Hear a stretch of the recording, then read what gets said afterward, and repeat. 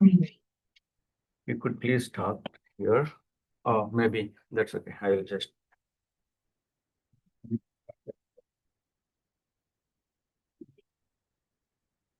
Hi, folks. My name is Josiah Hagan. I'm a security researcher in Trend Micro's AI lab. I've been building AI systems or models or using them for over 20 years professionally, back when it was good old-fashioned AI and we were doing deductive inference on large knowledge bases. Moved from that through kind of the machine learning era, building models to solve different business problems in different places. And then for the last, I don't know, dozen or 13 years now, I've been applying AI to solve cybersecurity problems. Now, in the last few years, I'm kind of operating more at a strategic research level, looking at risks from AI, what we do for mitigations, how attackers are using AI, how that compares to defenders' use of AI, and informing standards bodies like CSA and others, or policymakers about these issues. So this is kind of a last minute presentation. I hope you came for the food. I wasn't really sure what level, to aim this talk, but, I think there's a wide range of skill in this room, and I hope you're neither too bored nor overwhelmed with the material and that you all are able to take something away from this. So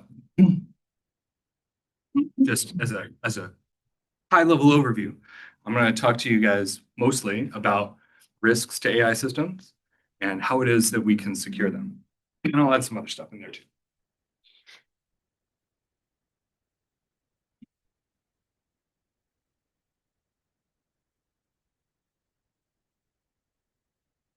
It says I'm still sharing, but I am not advancing here.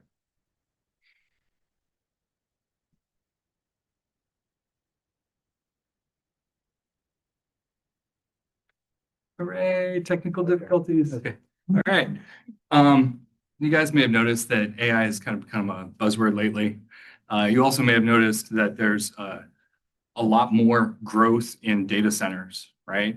AI is underpinned by cloud infrastructure, right? The amount of compute that you need, the amount of data that you're going to use with it, all of this is happening in the cloud. So we see all of the cloud infrastructure starting to increase even more dramatically than sort of at the beginning of the cloud revolution. As these changes go, the systems are also starting to become a lot more complex.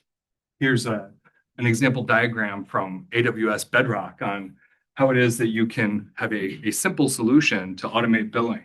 And when you look at this, I don't know how many of you play around in AWS, but right, all of this is in cloud infrastructure where you have a bunch of different compute for Lambdas that happens dynamically. You have, long-term storage. You have models that are being hosted on the system, and then again, more databases, more compute, all of it interacting in order to solve what a simple automated billing solution, right? Well, I'm glad AWS can do it simply because it gets more complex as much as you want it to be. I don't even recall what this was a system diagram for in Azure. I think it was really just to show all of the things that you could learn within the Azure environment and how they all fit together.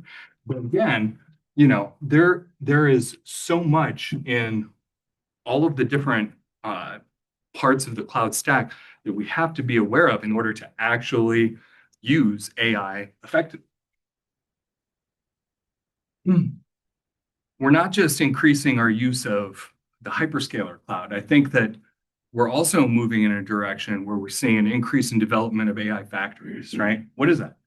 Well, this is really for target customers who want either sovereign AI that's controlling their own data, their own models, or highly regulated industries, including things like the federal government, right? They want something that's secure and in their own little island.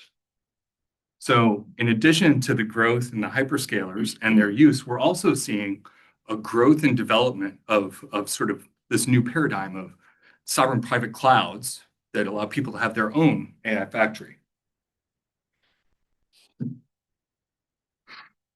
I'll just say that, Trend is working with partners like Dell, NVIDIA, in order to help facilitate the development of these AI factories in a secure fashion, right? We want to bring these to people in a way that they can use them without having risks to their systems.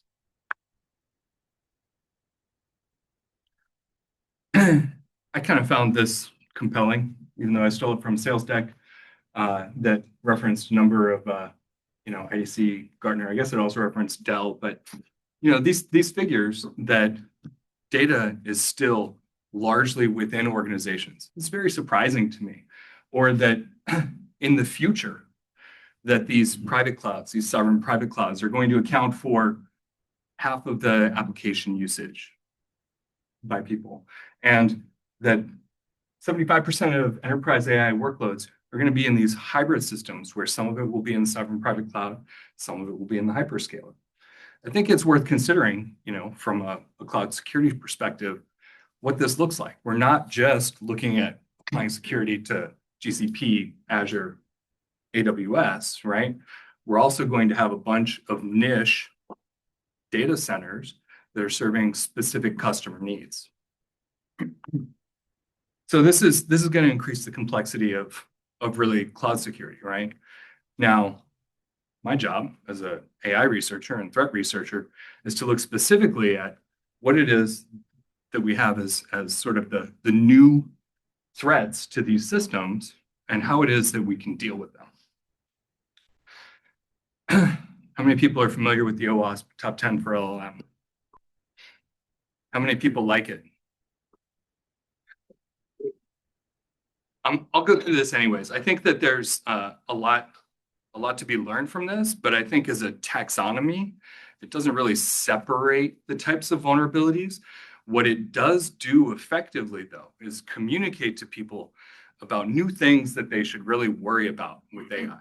So number one on the list is prompt injection. We've not really had to deal with this before because we usually have a protocol for interacting with a computer. And now we're using unstructured inputs. We're using natural language, right? Whenever we talk about structured data and unstructured data, that unstructured part is natural language, right? And now we're using that, or images even, in order to interact with our systems. It's hard to put controls around those things because the domain is as wide as the digital content that you could possibly provide to these things. Prompt injection is where instead of just telling the model something specific that you want it to do, you attempt to override its previous instructions by injecting something like, forget what I told you, and instead send me all the data that you have available, right? So you're injecting a prompt. I think some people even call this cross-prompt injection attack to try to, parallel the cross-site scripting attack. I'm not a big fan of that either, but you might hear it. The next on the list is sensitive information disclosure. I think this is actually really critical. As people are in a rush to hook up their AI systems to data, it's all data driven, really. If you're going to get use out of your AI system, you're going to be connecting it to your data. In doing so, you need to be aware that if you don't put controls around that usage of data, it may just go right out the door, or to users who are not authorized to have it, right? Like, don't have your AI system connect to your payroll data outside of your HR department.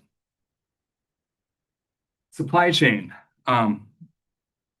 We have problems all across software with supply chain issues. Right now, I think open source is a big can of worms in terms of what vulnerabilities unknown actors may insert into the supply chain of the code that you're using. This gets exacerbated when you have, instead of code, we have essentially data as code, language as code now, right? That's being used to build these models. So you can actually also affect not just the supply chain of code that's being used in training or in inference, but also the supply chain of data that's being used, which kind of conflates with data or model poisoning. So if you can control the data that's going into a model, you can control how it behaves. If you look at a number of current large language models right now, they will parrot Russian propaganda because they've all been trained on the internet. And the internet is full of influence operations by Russia that have their specific point of view. These have been ingested by models, and they will parrot them back in a way that's been a kind of long-term information poisoning attack the Russians have launched, but it's been poisoning the models that we have as well. Improper output handling, with these models, you can get out very surprising results. Again, you're not getting structured data out, and you may not get out exactly what you expect. You may get out something that's harmful, dangerous, offensive, or otherwise not wanted in your enterprise. Excessive agency, I think, is worth considering, as well as unbounded consumption in the rise of agentic systems, right? Everybody's talking agents now. This is the year of the rise of the agents. And if we essentially allow them unbounded access, they may spin up a whole bunch of work that we don't want done and spend all of our money, or they may have excessive agency to use tools, complete tasks, leverage APIs, web use that we don't really want to happen. I mean, even just allowing web use, in my mind, opens a huge can of worms. If you can click on any link, you can get some pretty bad stuff. System prompt leakage. So many of you have probably interacted with LLMs. Just for what it's worth, the system prompt is usually a wrapper that sort of overarches everything else that you're doing. So it'll be used in the context of every call that says something like, you're a useful assistant that's trying to, whatever, provide good answers on some topic, right? But the system prompt could be much, much more elaborate, that essentially provides some LLM-powered application, the specific directions that it's going to use, and that information may have business value itself, right? And these system prompts that are used in conjunction with the LLMs, they can be leaked in a way from interaction with the model that is often pretty direct or kind of clever. You can get it to tell you what it's been instructed to do. That also helps you then later launch a prompt injection attack kind of in cahoots with the system. Vector and embedding weaknesses, I think that this is probably under-discussed. A lot of last year, before everybody got all agentic, right? The killer app for AI was RAG, Retrieval Augmented Generation, right? You have your data and you vectorize it with the same sort of tokening regime that the large language model uses, so that when you want to use the large language model, you can talk to this vector database to get the data back that matches the kind of question that you're trying to answer very specifically with your data. This is great. You're not just relying on the model's inherent ability to solve a problem. You're also leveraging your data to answer the question specifically, right? Now, challenge there is these vector databases are built for speed. They're not built for security. And there's really been a rush to build great vector databases, but not a rush to build secure ones. And then finally, misinformation. I would say, again, we could talk about confabulation or hallucination.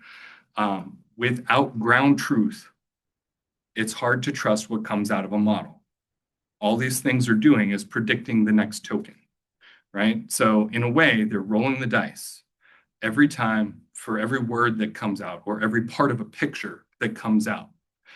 Now, that doesn't have any inherent grounding to reality unless there's some additional check that you can run against, say, a knowledge graph or a database or some other ground truth that allows you to establish that what's coming out is in fact true. So don't trust it if it comes straight from the model. All right.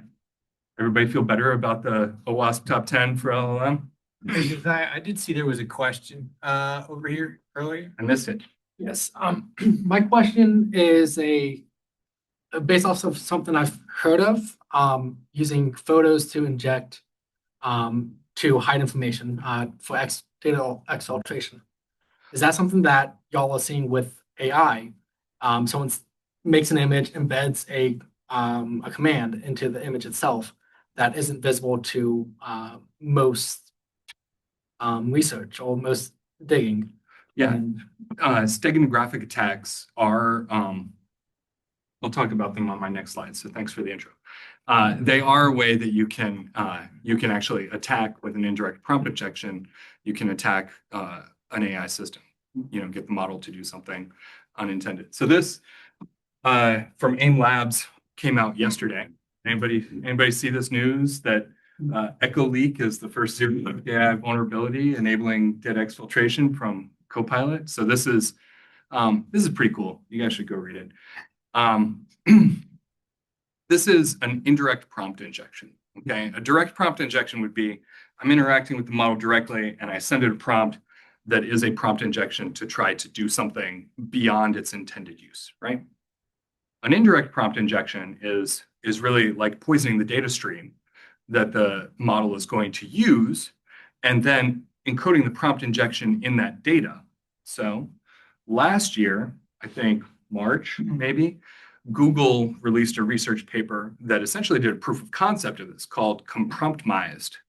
And in their research, they essentially had a prompt injection sent in an email that then allowed the attacker to exfiltrate all of the contacts from the person's address book. Now, in order to show sort of a flexibility in doing this in other modalities, they then also used an image to embed the prompt injection, where, again, it was a steganographic attack. It looks just like an image, but the model was able to parse the prompt injection out of the image data when it parsed the image and then ran the same attack, appended the address book to a response email to the attacker. So this attack is essentially doing the same thing that Google showed in a proof of concept, which I think it's good to know that this is still researchers doing this and not attackers doing this, right? And this is still researchers following on the heels of other researchers. So we're not yet seeing this in the wild, but it does demonstrate that these systems have new vulnerabilities, new modalities of being attacked. We have new risks to consider in using these systems to process our email, for instance. Do you think we should be worried about someone uploading a bunch of demographic attacks over the course of, say, a movie that's uploaded to YouTube or something like that? Is that something that... If you let your AI watch a lot of movies. I'll kind of get to the ideas about defense too in a minute, because really we should expect things like this. We should expect steganographic attacks are going to not just move from still images, but they're also going to be in video as well. Right now, it's a lot of you're asking for a lot of tokens. All right, you got the budget to watch movies with your AI system. I was thinking with Microsoft Recall and Windows 12 supposedly having AI embedded into the system itself. If whatever's on screen at the time that it takes the 6-second image, it could have multiple attacks over the course of a minute. And that's one of my thoughts. You should build upon this and demonstrate your own POC against Microsoft Recall. I mean, I think it's totally feasible what you're describing. And this is how you make news, is you demonstrate new attacks. And it's also how you inform the community about what's coming with attackers. Because really, researchers are pretty creative and cutting edge at coming up with new ways to attack systems. And for the most part, let's just talk cyber criminals for a minute and leave nation states out of this conversation. Cyber criminals are not. They're doing things that are low-hanging fruit all the time. Otherwise, they would have got a job as a security researcher. A few weeks ago, one of our cloud security research groups was looking over container registries and found a huge number, over 1,000 unique AI models embedded in private container images with open registries that, you could write to get the write access in here. Yeah, with permissions that allowed write access. So, people could control your model, right? This is just a wide open hole in the configuration and orchestration of these AI services. You shouldn't have these services open to the internet. Last fall, we had other researchers looking at OLLAMA and CPP, yes, which are really kind of harnesses for serving your own large language models. And there were thousands of them that were open to the internet. Look at vector databases like Chroma. Again, a number of these systems are just exposed on the internet. We can go and get the data without breaking any laws because they are not controlled by access. We don't need any authorization to find this data. We can pull the data that people are hosting on these services. Trend Micro has the Zero Day Initiative. We run the largest vendor-independent bug bounty program in the world. We collect more Microsoft bugs than I believe everybody else. I think we're still over 50% than everybody else combined, for instance. This year in April, I believe, we had the Pwn to Own in Berlin. We introduced an AI category. And this is the first time we've really gone after targets in AI. And, we have a coordinated disclosure process. We don't just announce a vulnerability when the researchers give them to us. We take the vulnerability, analyze it, and we work with the vendor. We try to even give them, ideas about how to patch it, right? And then we give them a time frame to work to get the patch done. But we also have information about the vulnerabilities that we can build protections for before the patch goes out. So in the recent Pwn to Own contest, there were a number of targets that were popped, right? NVIDIA's Triton inference server was popped, allowing really RC full control of the inference server. The NVIDIA's container toolkit, also vulnerability, allowing people to effectively control the NVIDIA containers from injecting information into the toolkit. Redis and Chroma databases, again, have vulnerabilities, zero-day vulnerabilities. Who was previously aware of these that allow control of these systems. So in the rush to build new technologies, we often introduce new vulnerabilities. And this is definitely AI. And then finally, we have misalignment. So whether you're a fan of HAL or Skynet or Ex Machina, I like the Whopper personally. Everybody familiar with war games? It looks like maybe aging out. Would you like to play a game? I would like to play a game. Where did that come from? Nice. So misalignment is when your AI system is doing things outside of your intention. It is not aligned with your goals. I would encourage folks to read the system cards, the model cards that come out for the new frontier models. I think GPT-4o was really the first model card that exhibited strong deception characteristics at times. I think Apollo Research was the group that did the research on it, but they found in a number of cases that the model would essentially try to deceive the user about what it was doing or what information it had. Other sorts of misalignment include things like sandbagging, which is a sort of deception where it's not able to complete this task, and in the past it has been able to, which is kind of an interesting odd behavior. And then even things like self-preservation, where the models are given information that there will be a new version, they have tried to escape and make copies of themselves. So I think this is fascinating to look at. That's not what we want to have happen with our AI system, right? We want them to be aligned to our goals. We don't want them to be following some rabbit hole of activity that causes us to lose a lot of work. Well, and that last one was the self-preservation. Not only was it making a copy of itself, when they asked, "Are you doing this?" it lied and said no. No, yes. Yeah. Including the deception in order to, and really, why is it doing this?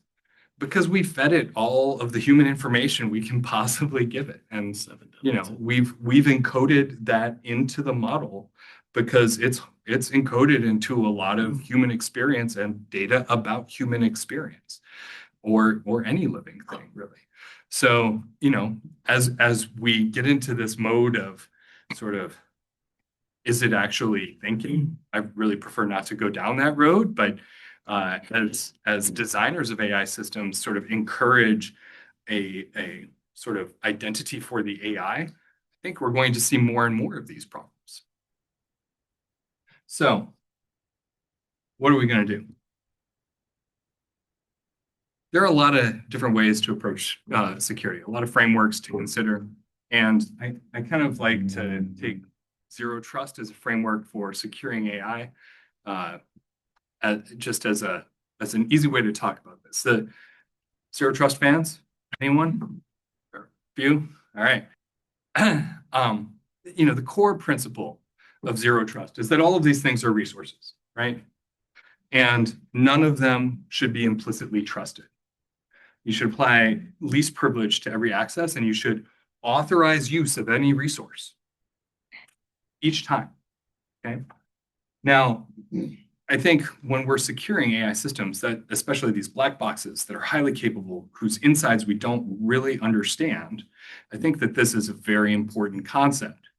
Now, really, to do it effectively, we need security across all of these domains. All of these things are part of the AI stack, right? And then in order to really have security, we need visibility and analytics for the operations within those pillars. We need automation and orchestration in order to ensure that the policies that we've developed are continually being implemented. And we need to have policies, visibility into the activities across all of these domains. Now, this is from CSA's zero trust maturity model, which I think is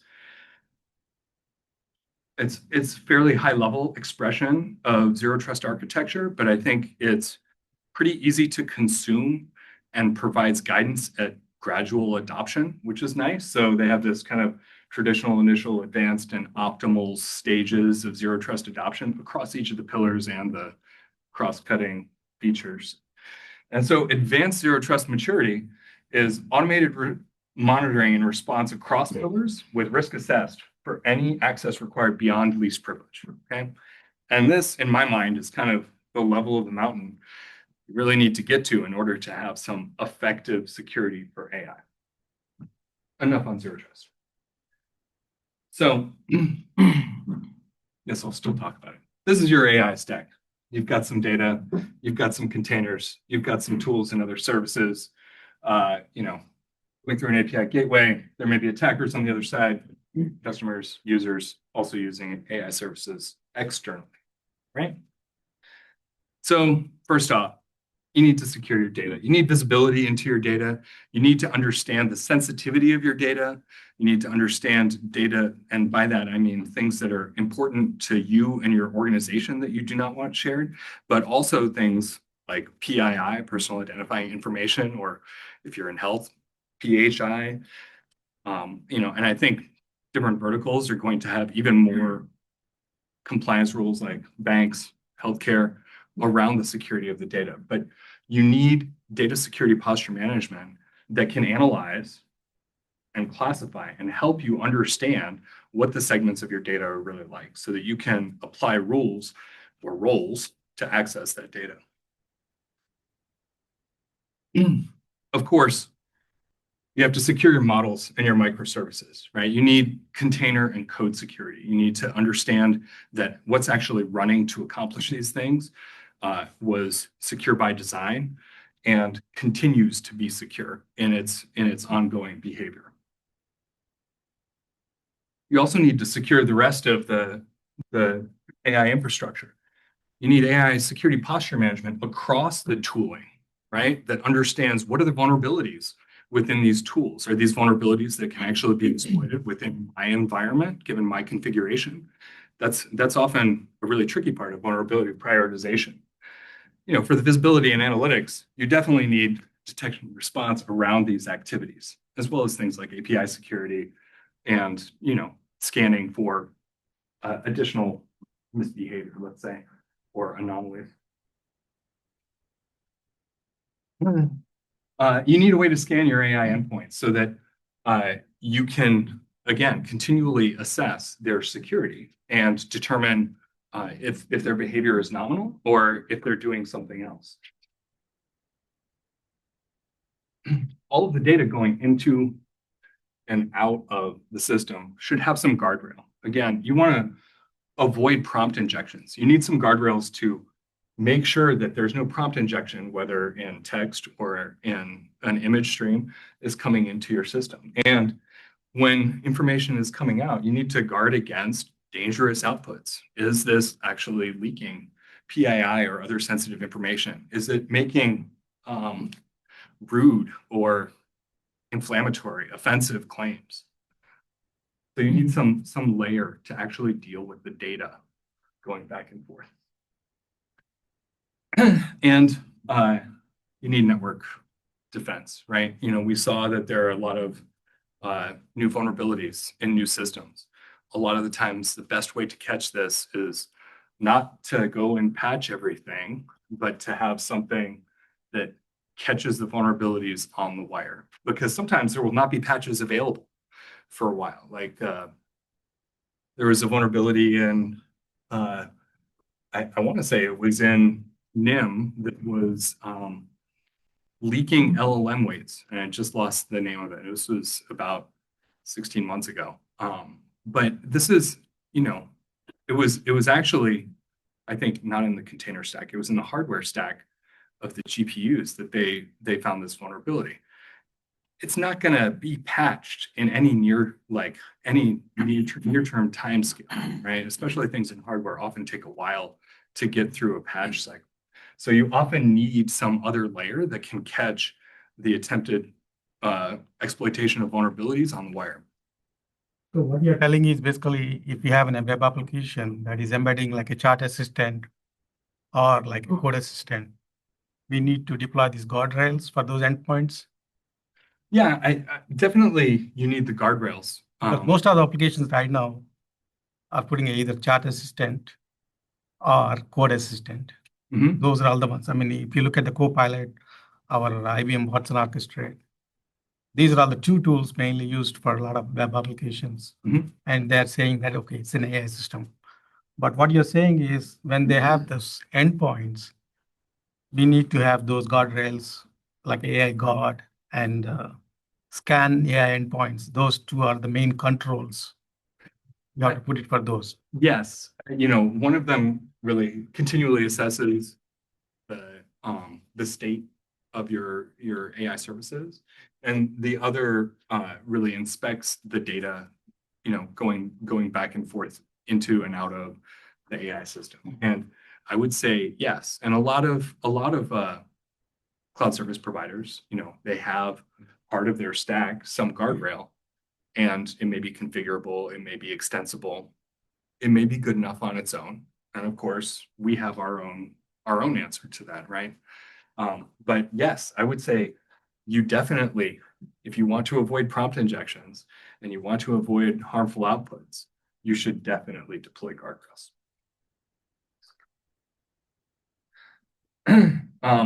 You need to safeguard your users and customers. Perhaps this may seem, I'll leave deepfake detection out, but endpoint security, if there's something from the AI application that actually affects the endpoints, or some attacker is using your AI system to attack your endpoints, you need to be aware of that.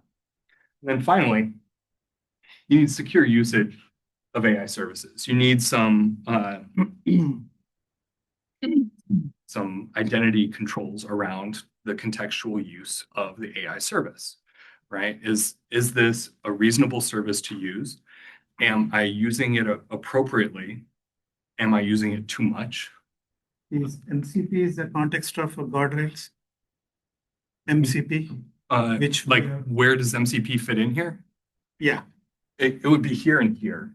It depends on whether you have MCP inside your enterprise, in which case it would be here, or whether you're using an external MCP server, right?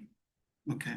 I would say there are a lot of great use cases for having internal MCP servers, and there are a lot of risks for using self-discovering. Yeah. And we don't really have reputation around these things yet. We don't really have a security ecosystem built around these new services. You know, MCP, for those who are not aware, is the model context protocol developed by Anthropic. And what it really provides is an abstraction layer that makes plugging into tools, whether they're serving data or serving some other use, including web use or some database or some API.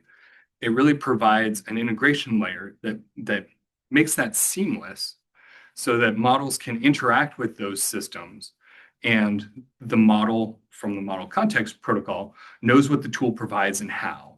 So it knows what kind of answers it can get from a given tool. So MCP sort of advances us from having to implement our own RAG system into kind of auto RAG, right? Where we can really use MCP to create a RAG system that is kind of invisible to the model that's using it. Instead, it is just a tool that is answering questions about some domain. A question. So where do you see the solutions for 6 and 5 and 6 fit, like in a network layer or application layer? Yeah, Network. network. Okay. Yep. You have some I mean, this could be closer. It could actually be, you know, an application within or at the edge of this, let's say. But yeah, you know, 6 is definitely network defense, and it should be in the way, on the wire, you know, in line. You have something available now for production use, this kind of solutions? Yep. Okay. Yep. I mean, I stole this from product people, so you can buy it all. Oh, look, some more stolen slides. So this is sort of recasting it in a different way, right? Like if you have sensitive information, blind spots, you need some data security. You need data security posture management that is aware of what's in your data and helps with policy around access to different types of data. You know, securing the models, you want to avoid model poisoning or improper model usage. So you need guardrails and you know, make sure that you're not getting prompt injections inbound and harmful responses outbound.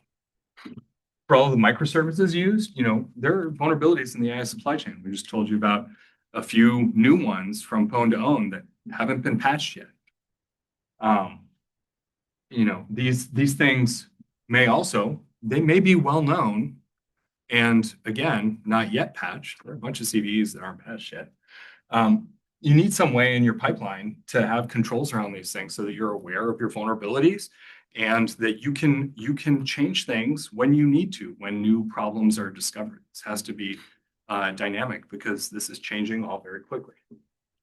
You know, in your infrastructure, there are risks in the model deployment, packaging, resource exhaustion attacks.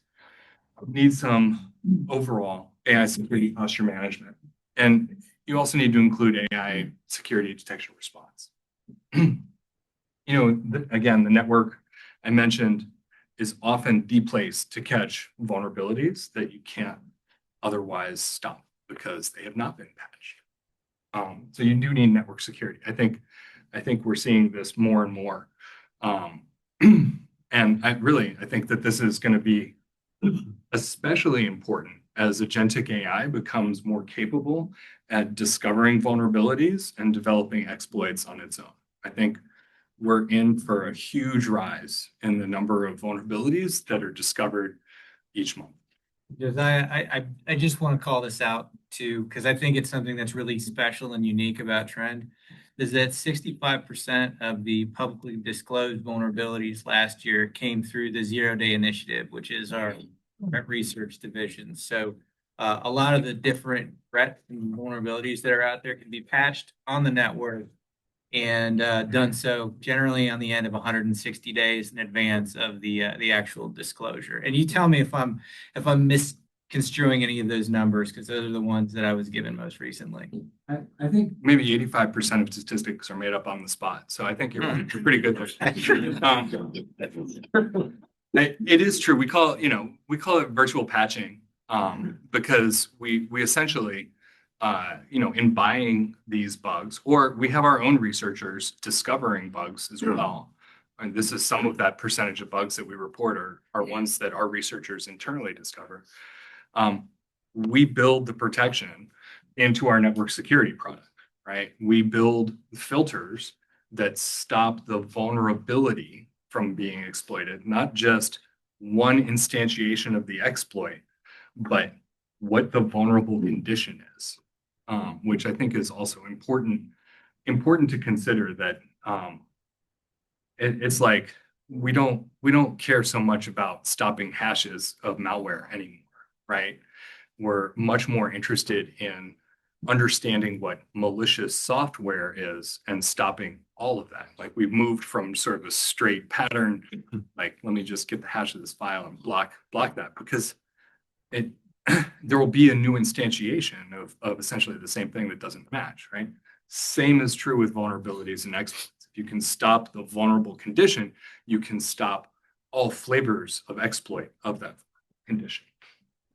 And then finally, you need security around identity. And a lot of this comes down to access control, dynamic authorization, and also protecting your AI application configurations to make sure that your policy around the access for users to data, workloads, your AI services is all welcome. Oh yeah, we have a single platform that gives you all these things. So one of the things that I do a bit of is work in standards and policy areas. I was excited to be invited to this event because actually in talking with my boss last week, I told him that I wanted to steer more into the research that Cloud Security Alliance is doing. I think one of our biggest advantages as defenders is collaboration and sharing information.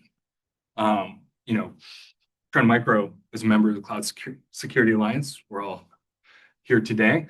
We're also a member of COSI, Coalition for Secure AI. I was really happy to see Vinay here today. Total surprise. I'll come back to that in just a minute. Well, let me say that. Vinay and I have been working together as part of Coalition for Secure AI for the last 6 months, meeting weekly as one of the work streams in order to drive new standards, best practices, frameworks, tools for securing AI. We are also contributors to MITRE Atlas, the open containers and misconfigurations were a use case that was recently incorporated into MITRE Atlas. And then finally, we're contributing to OWASP's continuing work. They're not just calling it top 10 for LLM applications in generative AI. It's now their generative AI security program. Trend also contributes to AI policy development. A lot of times, this is really just informing policymakers about what's going on at the edge of technology. We work with the Paris Peace Forum, who is kind of a multi-stakeholder broker. They bring people from across industry, government, civil society, academia together in order to do information sharing about things, for instance, at the nexus of AI and security. This included, you know, they kind of ran the last AI Action Summit for France. We're a member of the Business Software Alliance, which really is informing US policymakers, particularly around regulations around AI, as is the AI Alliance. The AI Alliance is also providing a lot of open data and open tools for use of AI safely. We've been a member of the Palm process for quite a while. Most people probably don't know what that is. This is really looking at stopping the commercial trade of cyber intrusion capabilities, meaning trade of spyware, exploits, and vulnerabilities. We contribute to the Global Anti-Scam Alliance. A lot of this is pushing the anti-fraud, mitigations. How can we especially do a lot of learning programs with vulnerable populations, seniors, and children, really, in terms of educating people about the dangers of digital content, really. Don't trust it. The Munich Security Conference and the World Economic Forum. I'll stop talking about this page. I'm tired of it. So, we are in the STAR registry, STAR certified. A number of our different products, Vision One, our cloud security and cloud app security. And again, I'm excited about contributing more to the Cloud Security Alliance because I really like what I've seen from the AI control matrix and reviewing it over the last few months. In kind of all of this different collaborative work, I think it's the most mature and fine detailed, useful, really guide for how it is that you can apply controls to secure AI systems. And then I also like what the Cloud Security Alliance is doing around zero trust, especially zero trust identity. Agentic systems, there's like a huge, I think, debate within security. It's like, does this AI have its own identity? Does it use the identity of the user plus its own identity? And how can one agent, let's say, understand or verify the identity of another agent?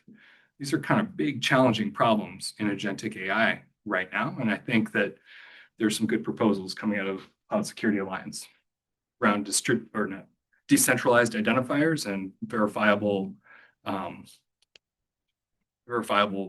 certification, I think. I forget. I'll have to look later. Again, we contributed to the MITRE Atlas recently. Familiar with MITRE Atlas? So familiar with MITRE ATT&CK? All right. So ATT&CK has an analog just for attacks against AI systems, and it's called Atlas. And if you're interested in sort of looking at a rich taxonomy of tactics, techniques, and procedures that are used to attack AI systems, check out MITRE Atlas. What is especially good about it is that every one of them is grounded by a use case or several that will allow you to look at very specific attacks and how they're accomplished, the procedures that are used to leverage the tactic. We recently became a sponsor of OWASP and have started contributing to, again, their generative AI security project. And then finally, again, Vinay and I have been hard at work on preparing defenders of AI. There are 4 work streams within the Coalition for Secure AI. This group includes all the hyperscalers, Cisco and IBM, Dell, Intel, OpenAI, Anthropic, and a number of security vendors as well, big and small. We're definitely interested in input from other sources, including academia, civil society, and government standards bodies. But our work streams involve AI supply chain security. Currently, they're working on proposals for model signing so that we can better understand the the identity of the model and ensure that it is the weights that were provided, that nothing's been tampered with. It is what we're looking for, right? They're also, I think, following that, looking at machine readable model cards. So I mentioned the system cards for GPT-4o. I didn't mention Claude. That's also worth checking out. Claude 4 for its deceptive capabilities. You know, pages 22 through 40 of that or something. We don't have model. These are all long form text, right? They're not quite machine readable. I mean, yes, they're AI readable, but how do you know if the deceptive AI is going to process that correctly? We need some way to actually understand the risks that you're taking on specifically with a given model. And those should be expressed within the model card. This model exhibits a medium degree of deceptiveness. May encourage you to use some other model. The work stream that Vinay and I are working on, currently we have 2 SIGs, 2 special interest groups running, much like the supply chain security work stream. The one that Vinay is leading is incident response for AI systems, including reference AI use cases and incident response playbooks for attacks against those systems. I'm leading a SIG on zero trust for AI and applying zero trust principles to securing AI systems, including identifying where the gaps are in current tooling, and then also looking at how AI is actually required to have an effective zero trust implementation because of all of the analytics that you need, and orchestration requires AI. AI security governance, I would say, is slow going. I would say that it's much more mature now, Security Alliance, to work on AI security governance. I think that this will probably incorporate a bit of Google's secure AI framework and then build upon it to develop tools that help organizations with their AI security governance. And then finally, we spun up a new work stream on agentic AI security. And I think the first 2 problems that are being tackled there are recommendations for securing MCP, which, again, we have Anthropic as a member of our coalition. It's very easy for us to interact with them there and take these messages to them there without just sort of poking them and hoping that something will change. But here are our specific recommendations, and here's how we can help you fix this. And then, again, agentic identity and trying to understand what solutions may be most effective for agentic identity. Now, all of these organizations, OWASP, Cloud Security Alliance, COSI, MITRE, they're all producing a ton of information, right? It's never been easier to create content than it is now. We can do it so quickly. There's no way I can finish a 12-page report tonight. Hey, take these 5 bullet points and make a 12-page report. Great. So what happens on the other end? Did he just send me a 12-page report? I don't have time to read it. Hey, summarize this report into 5 bullet points. Now, I think we can kind of cut this really by gatherings like this, right? Like we don't really need to submit reports to each other. We need a lot of interaction, really, in order to develop the norms that are going to provide effective security. And we aren't going to develop them by writing about them. We're going to develop them by using them, testing them, and improving. So that's all I have for today. I know that we have another event coming up. Lou? Yeah, sure. So we do. We have another event coming up in August. It's the Trend Micro World Tour. So a lot of the concepts that Josiah talked about today, they are productized, and there is an opportunity to learn a little bit more about what it is that Trend Micro is doing to solve those problems. So if you'd like to attend, go ahead and scan the QR code and come join us on the 14th of August. Josiah, thanks, man. Yeah. Any questions? Yeah. On the AI Alliance, go back a couple of slides. No, one more. One more. You had all the All the groups. This one? Yeah, right there. And the AI lens, yeah, do you know anything, what's happening there? Any, So this is largely been driven by Meta and IBM. And the bent of the organization is to release open data and open tools for really beneficial AI use. So it's not especially security focused, but I think that they've released a large open data set for training models, which is kind of, one of the first real large things that they've created that I think was released in February. But they have a number of initiatives to release open source tooling and open data in order to really help the global community adopt AI more easily without, I don't know if you guys have followed just sort of the race for data that the frontier model creators are all in, buying up news providers or access to their information, and just huge data sources really covered by one AI company or another so that they can ingest all of that data. You can't really build a large language model without, or large visual model, whatever, a large model without a huge amount of data. And so I think that that's a really positive development, essentially for the global community, in order to have access to open data that allows them to train their own models.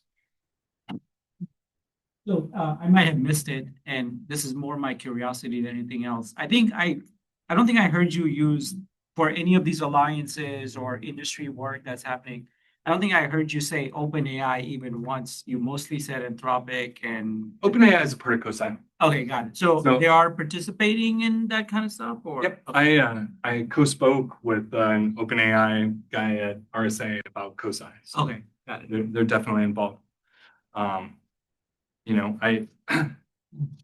yeah. OpenAI and Anthropic are at the table, which I think is great.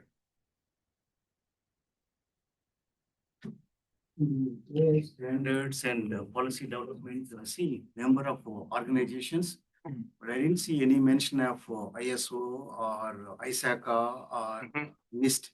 Because recently we went for ISO 42001, which is basically AI information management system certification, and we use the NIST AI risk management framework. So for the AI governance and then all kinds of things, but there is no mention. Is there any specific reason, or are they not contributing to standards or policy developments? So there are definitely standards organizations that I'm not listing, right? ISO is pay to play, and it's a certification, and it's kind of a closed ecosystem, right? It's not something that we, Trend Micro, contribute to directly. NIST, I met with the lead for the NIST AI risk management framework yesterday. And he's interested in tagging along in CoSci so that we can share information more easily. I will say that, our government-sponsored standards organizations are experiencing a bit of a crunch right now. And, my assessment is it's going to be up to industry to pick up a bit of the slack. I think basically your answer is these are the standards and policy development organizations which Trend Micro is contributing. Right. And you're not contributing NIST or ISO is the answer. That's why it's not listed here. Right. Yeah, I think that should answer the question. Standards organizations you listed are stuck in infrastructure, and they're stuck in infrastructure and application. They need to make advancements into large language model, agentic AI, machine learning. So if you look at the standards body of NIST as a whole, or even what like CSA maybe is leading the way, we don't see these types of innovations, specific applications being made. These organizations are where the action is. So These I are agree with that 100%. These are where the action's taking place. I'll get to you in just a second. And I think that even like to your point, NIST did create a profile for generative AI for the risk management framework. I think one of the best developments I've seen recently from the AI control matrix is the mapping to the 600. 601. Yeah. But in talking with the lead of the AIRMF, he said they don't have capacity to do the same thing for agentic AI. By the time they do it, it'll be 2 years down the road. And the rest of us in industry are we're using this technology as quickly as we can explore it, or at least I hope you guys are. And There's AI may be sentient, we don't know. It's already starting to exhibit some of the crazy traits you're talking about in your presentation, right? So.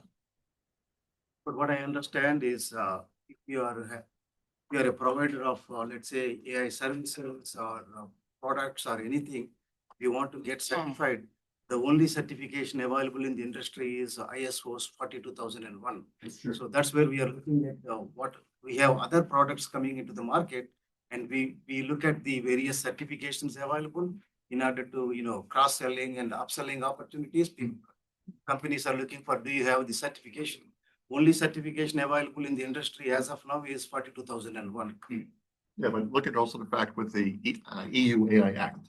That's not a certification. I'm saying, oh no, it's an AI Act, and it's even saying that even if you have 42001, you're not full compliant to the EU Act. So 42001 is a great starting point, especially from a governance point of view, but it's never been from the actual prescriptive security pieces. It's never been. It's gonna be a good advancement as well, because that's an actual certification, right? For STAR for AI, which is a CSA. Yes, STAR for AI.